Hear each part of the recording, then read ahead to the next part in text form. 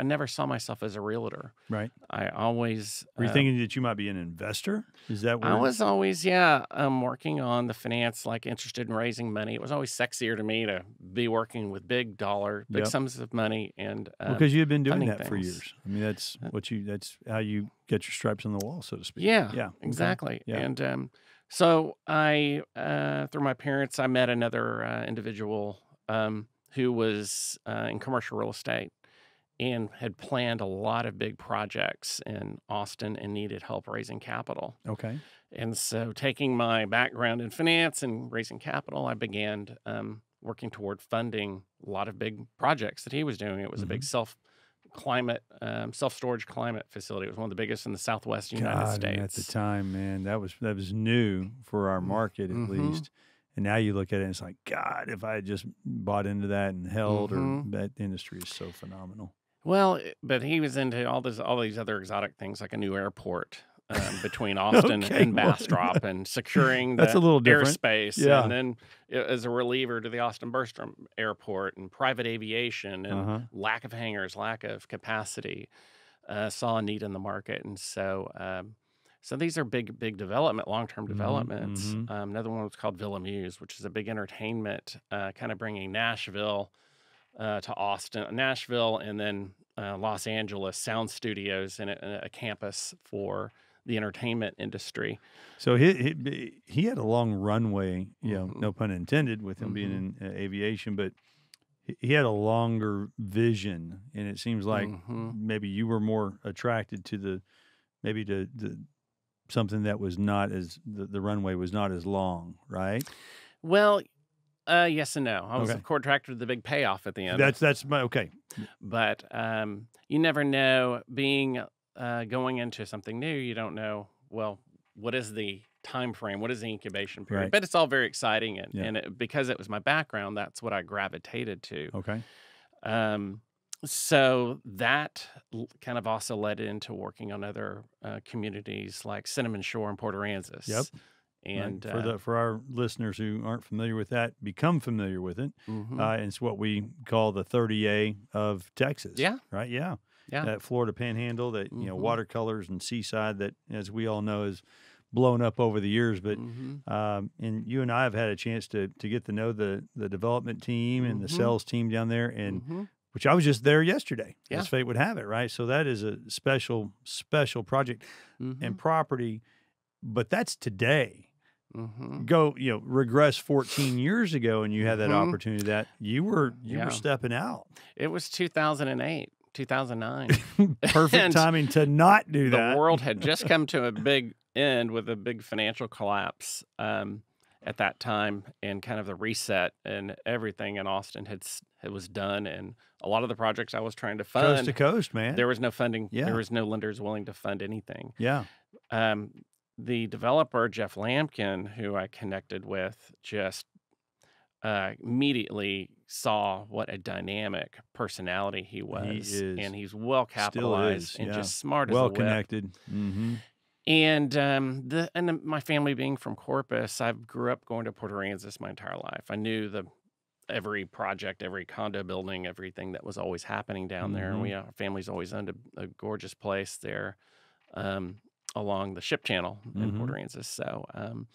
So I had a lot of background knowledge, had a lot of friends, a lot of connections down there. And what he was developing was like the seaside or the watercolor of Florida Panhandle and in Port Aransas. Immediately thought, this is super unique, super different. Yep.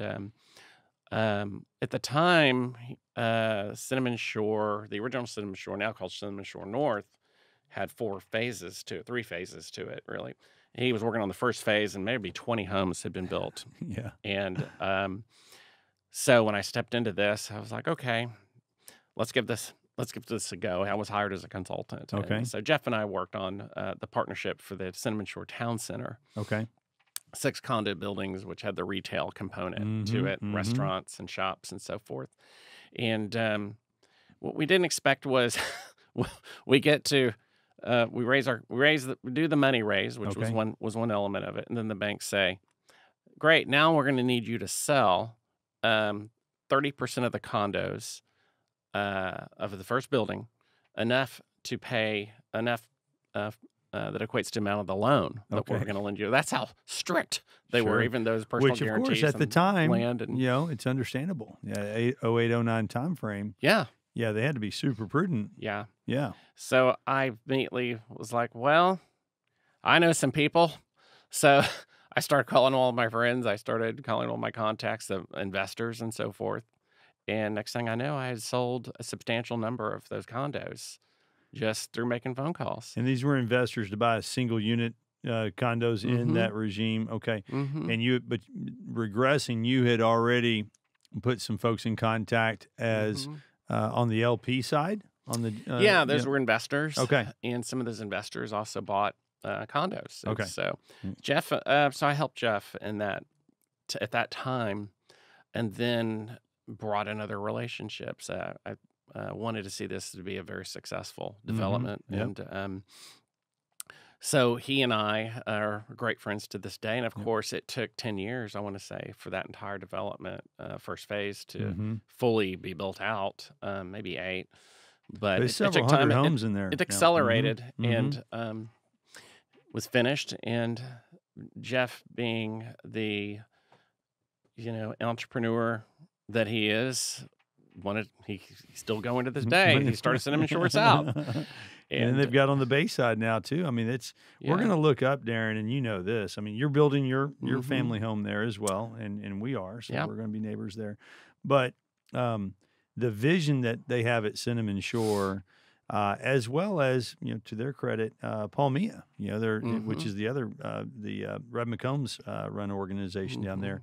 We're going to look up 10, 20 years from now, and that island, the landscape is going to be completely different. I expect it to be one community similar to what you might see from when time you go from Seaside to Watercolor to Rosemary Beach to Alice Beach. It's like the 30A. Yeah. And that's Jeff's vision, I believe. Yeah. And that's what he'll continue to do. He's bought up quite a bit of land over there and now has established brand. And so that initially is what then caused me to rethink residential real estate. Okay. That was kind of because you were having some success at the catalyst toward it. My realtor who had sold me my house to try to persuade me to becoming a realtor before doing the commercial real estate finance side of things. And I just said, I just don't see myself.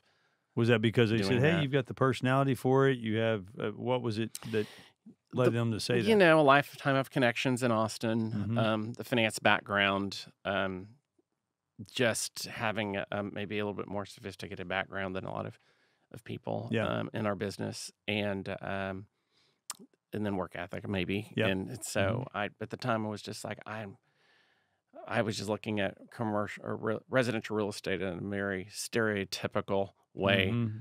Holding open houses with big hair, blue hair. There you go. The classical thing. And I was like, I just see them doing that. But I that changed my thought process